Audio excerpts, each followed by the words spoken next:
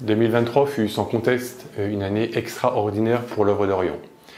Extraordinaire dans le sens où nous avons eu à faire face à 7 crises majeures, concomitantes dans les pays d'action de l'œuvre d'Orient. Ces 7 crises, c'est d'abord le tremblement de terre en Syrie, c'est l'invasion du Haut-Karabakh en Arménie, c'est la guerre en Ukraine qui se poursuit, la guerre civile en Érythrée, la guerre en Terre Sainte et les situations extrêmement délicates en Irak comme au Liban.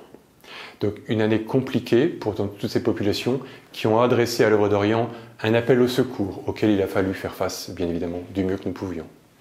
En 2023, donc, les ressources de l'association sont établies à 38,8 millions, en progression de 8,6 millions par rapport à 2022. Donc une progression extrêmement forte, 8 sur 38, qui provient principalement d'abord de la générosité du public, plus 5 millions par rapport à l'année d'avant.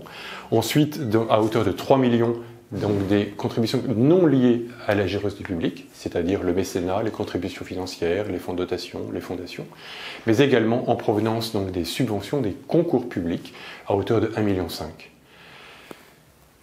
38 millions, 38,8, je le disais à l'instant, de ressources qui ont permis de financer les projets que nous avons donc déployés avec nos partenaires sur le terrain.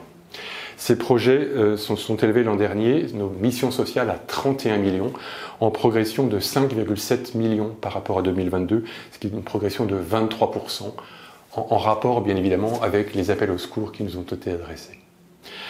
Au total, les charges donc, de l'association se sont élevées l'an dernier à 40 millions.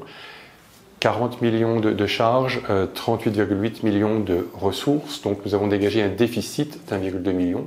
L'excès de dépenses sur les ressources, à hauteur de 1,2 million, a été financé grâce à la mobilisation des réserves antérieures que nous avions. Donc une année compliquée, où il a fallu faire face à cette crise qui malheureusement se poursuit en 2024, comme on le constate tous malheureusement au quotidien. À cette occasion, je veux quand même exprimer nos remerciements à l'ensemble de nos donateurs qui se sont mobilisés avec constance et générosité. Merci.